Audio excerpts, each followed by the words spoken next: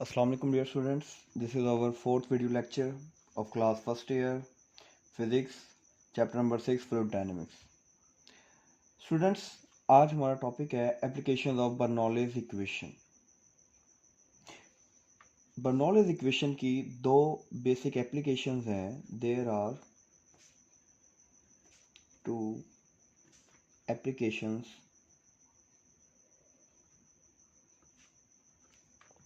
of Bernoulli's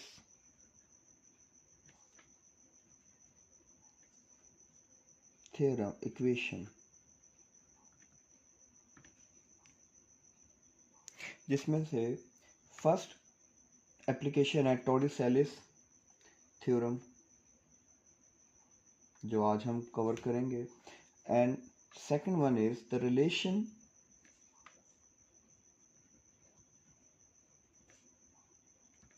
between speed and pressure of the fluid.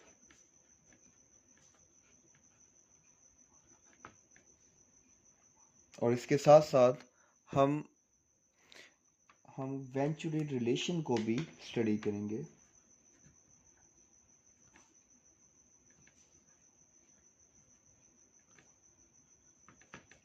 Dear students, ये तीनों applications, दो application और ये रिलेशन हम इंशाल्लाह अपने दो वीडियो लेक्चर्स में कवर करेंगे.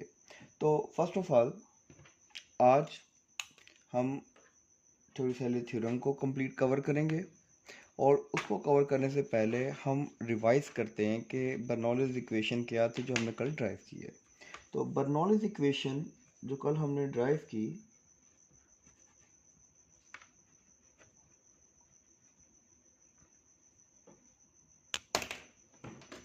the sum of pressure, kinetic energy per unit volume and the potential energy per unit volume in a steady flow of incompressible and non-viscous solution is always equal to constant. और कल हमने अगर इसको equation के form में लिखे, values इसकी लिखें, तो pressure plus 1/2 rho v square plus rho g h is equal to constant. कल ये इक्वेशन बर्नौलीज इक्वेशन हमने ड्राइव की थी, और आज इसी को यूज़ करके हम टॉरिसेलिस थ्योरम को प्रूफ करेंगे और उसको समझेंगे. अब अपने लेक्चर को आगे बढ़ाते हैं और टॉरिसेलिस थ्योरम को समझते हैं. डियर स्टूडेंट, फर्स्ट करते हैं, हमारे पास एक बहुत बड़ा एक टैंकर है जिसके अंदर दो डक्ट्स हैं, पॉइंट ए एंड बी, और ये जो हमारे पास टैंकर है ये पूरी तरह से पानी से फिल्ड है. फर्ज करें अगर इसकी जो टोटल हाइट है इस लेवल से, पूरे टैंकर की जो हाइट है वो है h1. तो जो ये दो डक्ट्स हैं और ये पूरा पानी से भरा हुआ है, filled with fluid just like water.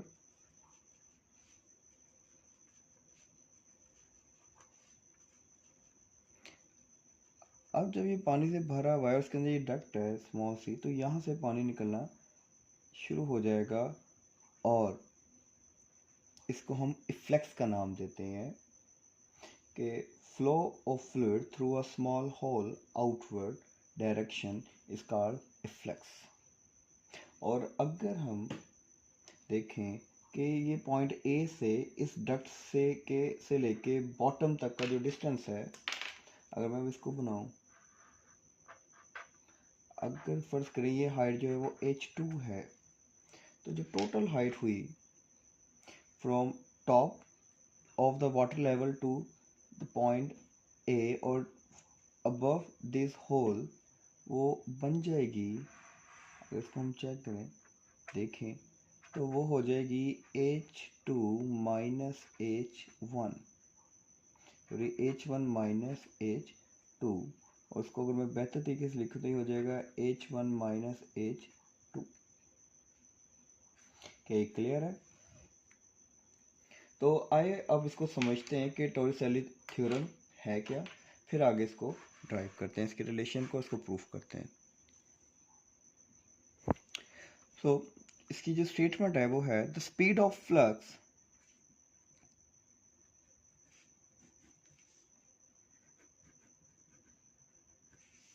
What is the flux, अभी हम यहाँ डिस्कस कर चुके हैं। The outward flow of a gas और a liquid through a small tiny hole. फिर यहाँ पे मेंशन कर देते हैं the outward flow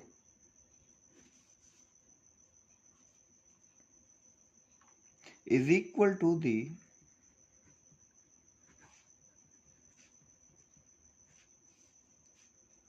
velocity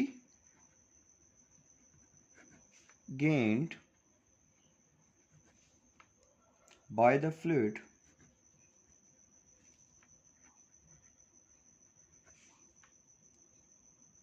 in falling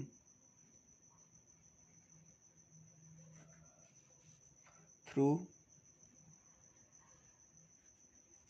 the distance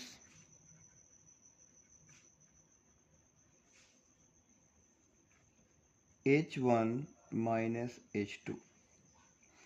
So the statement is the speed of flux, the outward flow of a fluid through a small hole, is equal to the velocity gained by the fluid in the falling through the distance h1 minus h2।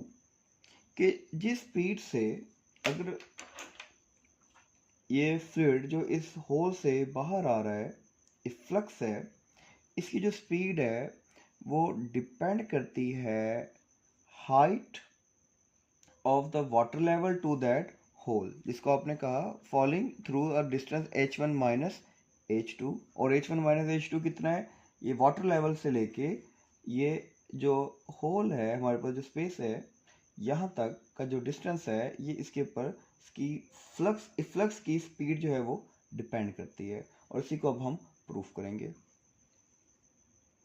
तो अब इसके explanation उसको proof करते हैं कि जो ये statement है क्या ये वाकई फुलफिल भी होती है।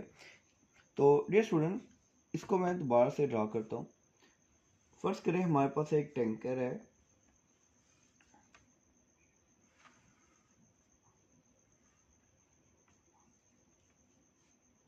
और उसमें वाटर मौजूद है और इसमें बिल्कुल स्मॉल सा एक टिनी होल है जहाँ से पानी निकल रहा है और उसको हम क्या नाम देंगे, इफ्लक्स का। फर्ज करें ये पॉइंट ए है और यहाँ से जो पानी निकलेगा वो पॉइंट बी है, और यहाँ पे जो फ्लूइड की स्पीड है जिसको आप इफ्लक्स कहते हैं वो फर्ज करें वो v2 है। और जिस स्पीड जैसे ही यहाँ से पानी निकलेगा तो डियर स्टूडेंट्स ये जो लेवल है वाटर लेवल, ये भी ऐसा ऐसा क्या होता जाएगा, नीचे की तरफ आएगा। तो जिस स्पीड से ये नीचे आएगा मैं कहता हूँ वो स्पीड है v1, और v2 वो स्पीड है जिससे ये इफ्लक्स हो रहा है या ये पानी जो है बाहर निकल रहा है। और हमने कहा टॉप से लेके बॉटम तक जो टोटल हाइट है वो है h1। सो और ये इफ्लक्स से लेके बॉटम तक की जो हाइट है वो है h2। तो टॉप से इस इफ्लक्स तक की जो हाइट होगी वो बन जाएगी h1 माइनस h2। ये हम इसको बेहतर तरीके से समझ चुके हैं, क्योंकि जब तक हमें इस डायग्राम की समझ नहीं आएगी हम डेरिवेशन नहीं कर पाएंगे। अब डियर स्टूडेंट्स, अगर हम यहाँ पे गौर करें तो हमारे पास दो वेलोसिटीज हैं v1 एंड v2। v1 फिर से रिपीट कर रहा हूँ, वो स्पीड है फ्लूइड, ये जिस स्पीड से ये जो वाटर लेवल है नीचे की तरफ डाउन होगा एज द इफ्लक्स, या जो पानी बाहर निकलता जाएगा उससे जो वाटर लेवल, पानी में जो कमी आएगी उससे वाटर लेवल जिस स्पीड से नीचे जाएगा वो v1 है। और v2 है इफ्लक्स स्पीड या उस पानी की स्पीड जो इस स्मॉल होल से बाहर निकल रहा है। अब हम ये जानते हैं कि ये जो वाटर टैंक है ये बहुत बड़ा है as compare to this training hole. तो जो स्पीड ऑफ इफ्लक्स है, यानी कि speed of efflux is far greater than the speed of water level coming down। जो ये नीचे आ रहा है उसके लिहाज से ज़्यादा है, तो हम कह सकते हैं कि V2 is greater than V1 and V1 इतना कम है क्योंकि वाटर टैंकर बहुत बड़ा है as compare to this tiny hole is approximately equal to 0 with respect to V2 with respect to V2. So by Bernoulli's equation,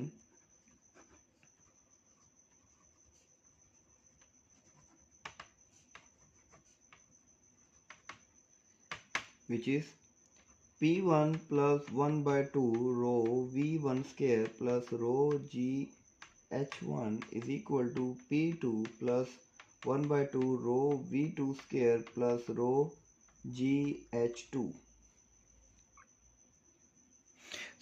ये हमारे पास Bernoulli's equation आ गई। और अभी हमने ऊपर बात की थी पहले कि V2 is far greater than V1, the speed of flux is far greater than the speed of water level fall down. So we can say that V1 is approximately equal to 0. So अगर हम यहाँ पे put करें value तो P1 Bernoulli's equation हमारे पास हो जाएगी plus 1 by 2 row V1 हमारे पास इक्वल टू 0 है, तो हम इसकी जगह 0 पुट करेंगे plus rho GH1 is equal to P2 plus 1 by 2 rho V2 square plus density GH2। तो हमारे पास इक्वेशन आ गई P1 plus density GH1 is equal to P2 plus 1 by 2 density V2 square plus density GH2। Equation आ गई। अब dear students, हम ये जानते हैं कि जो P1 है और ये जो P2 है ये दोनों ही एटमॉस्फेरिक प्रेशर हैं।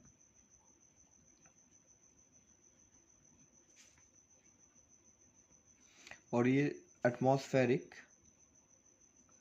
Pressure which is equal to P, तो अगर हम यहाँ पुट करें कि P1 equal to P2 equal to P, तो हमारे पास आ जाएगा equation P plus rho GH1 is equal to P plus 1 by 2 rho V2 square plus rho GH2। और ये प्रेशर से प्रेशर भी कैंसिल आउट हो गया। अब हमारे पास जो इक्वेशन बची, अब ये प्रेशर से कैंसिल आउट होने के बाद हमारे पास जो इक्वेशन है वो है density GH1 1 by 2 rho V2 square plus rho GH2। और हम निकालना क्या चाहते हैं, हम इफ्लेक्स स्पीड निकालना चाहते हैं V2।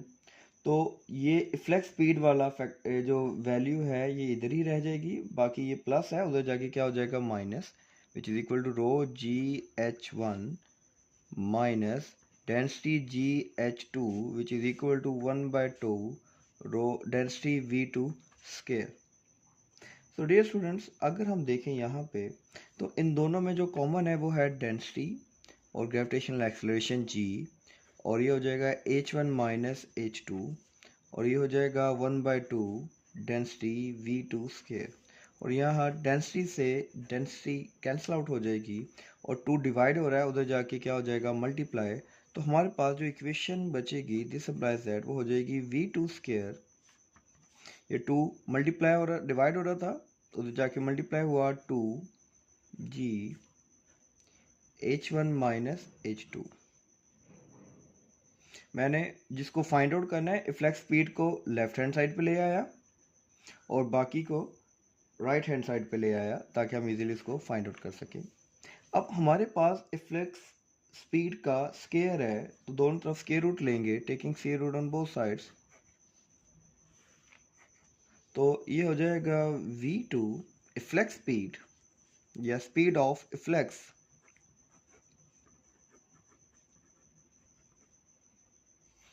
is equal to v2 which is 2g h1 minus h2 under root which is Torricelli theorem.